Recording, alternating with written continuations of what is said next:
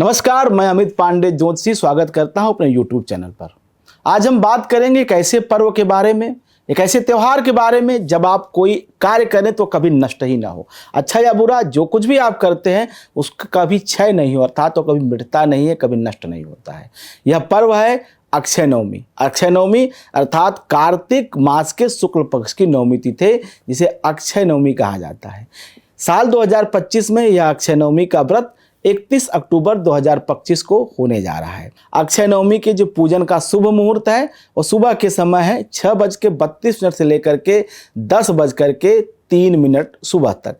यह कुल अवधि 3 घंटे 31 मिनट की रहने वाली है। इसी में अक्षय नवमी पे पूजन का मुहूर्त है। नवमी तिथि वैसे तो शुरू हो जा रही 30 अक्टूबर को ही 10:08 सुबह से, और समाप्ति चूंकि अगले दिन हो रही 31 अक्टूबर 10:03 सुबह के समय। उदया तिथि में चूंकि 31 अक्टूबर को नवमी तिथि प्राप्त हो रही है और नवमी का पूजन उदया तिथि में किया जाता है, इसलिए अक्षय नवमी का पर्व 31 अक्टूबर को मनाया जाएगा।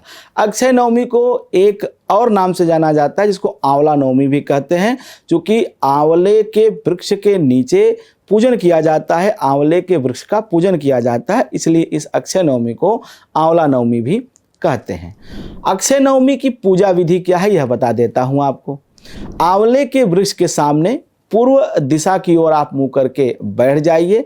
वृक्ष की पंचोपचार पूजन, पंचोपचार अर्थात है धूप, दीप, नैवेद्य, जल, पुष्प, अक्षत, रोली, चंदन। ये जो पंचोपचार पूजन सामग्री है इससे उस वृक्ष का पूजन करें। फिर वृक्ष की जड़ को दूध से सिंचन करें। गाय का दूध मिल जाए अति उत्तम है, अन्यथा जो उपलब्ध दूध है उससे आप उस वृक्ष का सिंचन करें, मतलब उसकी जड़ में दूध डालें। पिता और पितामह के लिए प्रार्थना की जाती है। एक मंत्र आता है पुराणों में, वह मंत्र मैं आपको बता देता हूं, उसे आप नोट कर लें और उस मंत्र का प्रयोग करें। मंत्र क्या है? पिता पितामहस्यान्ये अपुत्रा ये च गोत्रिणः ते पिबन्तु मया दत्तं धात्री मूले क्षयं पयः। धात्री मूले क्षयं पयः। धात्री कहा जाता है आंवले को। धात्री मूले क्षयं पया, पया मतलब दूध, कि जो आंवले का जो मूल है, जो जड़ है, उसमें जब दूध डाला जाए तो यह माना जाता है कि दूध के सिंचन से हमारे पितर, हमारे जो पूर्व में जो हमारे पूर्वज हैं उनको यह दूध प्राप्त होता है और पितृलोक में उन्हें शांति मिलती है। एक तरह से तर्पण की भी प्रक्रिया होती है। अब्रह्मास पर्यंत देवर्षि पुत्र मानव ते पिबन्तु मया दत्तम धात्री मूले क्षयं पयः। अर्थात जो हमारे ऋषि कहा जाता है, जो हमारे आदि पूर्वज हैं, फोर फादर, और जो कभी मानव रहे इस धरती लोक पे, ऐसे सभी लोगों के लिए यह जो दूध है कल्याणकारी हो और दूध से तृप्त होकर के हमारा कल्याण करें। इस प्रकार से प्रार्थना की जाती है आंवले के जड़ में दूध डालते समय। इसके बाद जब आप दूध से सिंचन कर लें, कच्चे सूत से वृक्ष के तने को लपेटें। जैसे परिक्रमा की जाती है तो सूत लपेटते हुए परिक्रमा करें, और यह परिक्रमा 1, 3, 5, 7 और 9 की संख्या में करें, अर्थात विषम संख्या बुक से कहते हैं। जिसमें जो 2 से विभाजित न हो सके उसे विषम संख्या कहते हैं। और ऐसी संख्या में आपको उस वृक्ष के चारों तरफ परिक्रमा करते हुए कच्चा सूत लपेटना होता है। और जब आप परिक्रमा करें तो आप भगवान विष्णु की प्रार्थना करें। क्या प्रार्थना है?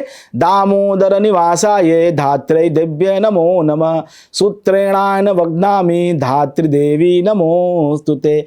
आंवला को महालक्ष्मी और भगवान श्री विष्णु का निवास स्थान माना जाता है।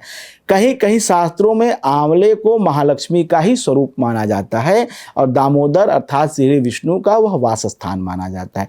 इस प्रकार से महालक्ष्मी और श्री विष्णु को प्रणाम करने हुए उस सूत को लपेटने से महालक्ष्मी और श्री विष्णु दोनों की कृपा एक साथ प्राप्त होती है।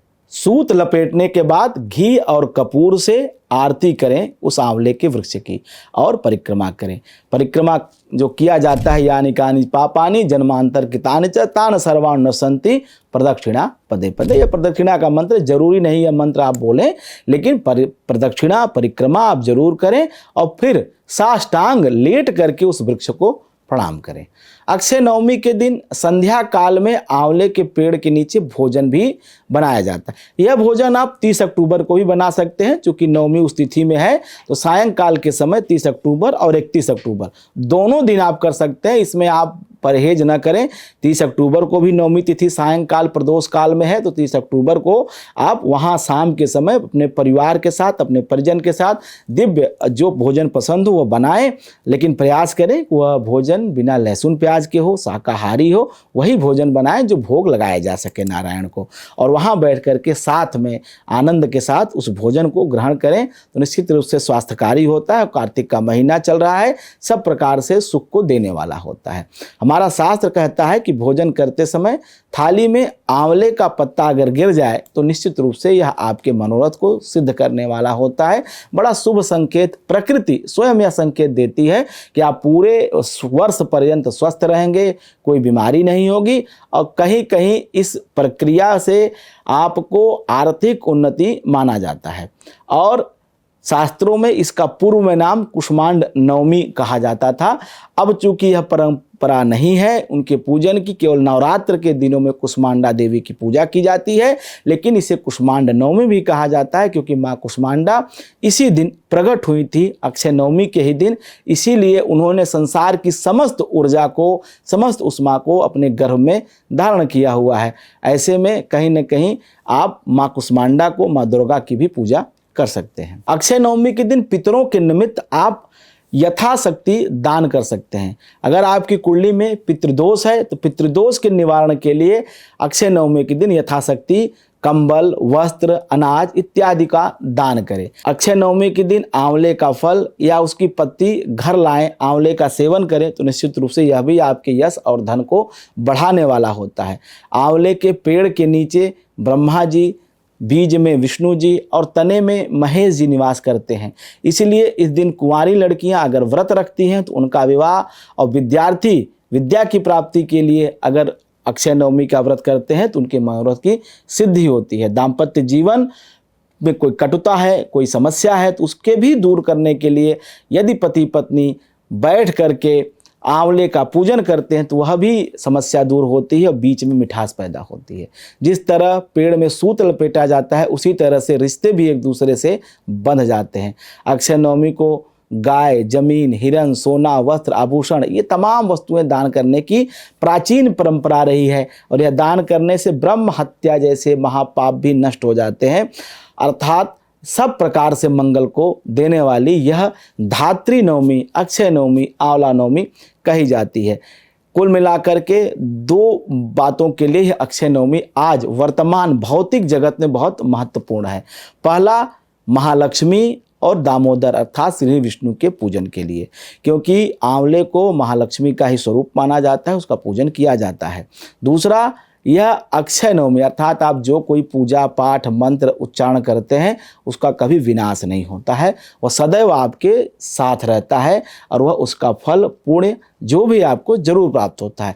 इसी तरह से अगर आप कुछ गलत करते हैं, कुछ पापाचरण करते हैं तो उसका भी फल कभी नष्ट नहीं होता है, अर्थात वह उसका प्रायश्चित नहीं किया जा सकता। इसलिए अक्षय नवमी के दिन किसी भी तरह से पापाचरण से, दुराचरण से, गलत कार्यों से आपको बचना चाहिए। ऐसी स्थिति परिस्थिति में ना फंसें जहाँ कुछ आपको झूठ बोलना पड़े या कुछ गलत करना पड़े, क्योंकि अक्षय नवमी को किया गया पाप कभी नष्ट नहीं होता। किसी देव आराधना से, किसी देव प्रार्थना से, किसी यज्ञ आहुति से अक्षय नवमी अर्थात कार्तिक शुक्ल नवमी को किया गया कर्म कभी नष्ट नहीं होता। सिर्फ अच्छे कार्य करिए, शुभ कार्य करिए और भगवती की आराधना करिए, महालक्ष्मी श्री हरि विष्णु का पूजन करिए। अक्षय नवमी से जुड़ी हुई एक कहानी आपको बता देता हूँ। अक्षय नवमी के दिन ऐसी मान्यता है कि माता महालक्ष्मी का पूजन किया जाता है।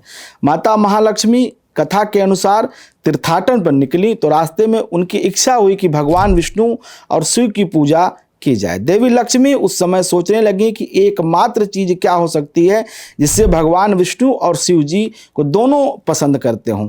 उससे ही प्रतीक मान करके पूजा की जाए तो सब प्रकार से कल्याण हो। इस प्रकार काफी विचार करने पर देवी लक्ष्मी को ध्यान आया कि धात्री अर्थात आंवला एक ऐसी वस्तु है जिसमें तुलसी और बिल्व दोनों के गुण मौजूद हैं, फलतः इन्हीं की पूजा करनी चाहिए। देवी लक्ष्मी तब धात्री के वृक्ष की पूजा की और उस वृक्ष के नीचे प्रसाद ग्रहण किया। इसी दिन से धात्री अर्थात आंवले के वृक्ष की पूजा का प्रचलन प्रारंभ हुआ। कहने का अर्थ है कि भगवान श्री हरि विष्णु और शिव दोनों का समेकित रूप जो है वह आंवला है। और आंवले का पूजन शिव और श्री हरि विष्णु दोनों की कृपा प्राप्त करने के लिए किया जाता है। लेकिन वर्तमान आधुनिक युग में चूंकि लक्ष्मी की प्रधानता है, धन की प्रधानता है, अर्थ युग की प्रधानता है, तो ऐसे में धन को प्राप्त करने के लिए जो पूजा की जाती है वो सद्य शीघ्र सिद्ध होती है और फलदायी होती है। उम्मीद करता हूं कि अच्छा नवमी पे जो जानकारी मैंने आपको दी आपको जरूर पसंद आएगी। फिर मिलेंगे अगले किसी कार्यक्रम में ज्योतिष से और धर्म से जुड़ी हुई ऐसी ही जानकारियों के साथ। आप हमारे चैनल को लाइक करिए, सब्सक्राइब करिए, बेल आइकन जरूर दबाइए। जय मां विंध्यवासिनी।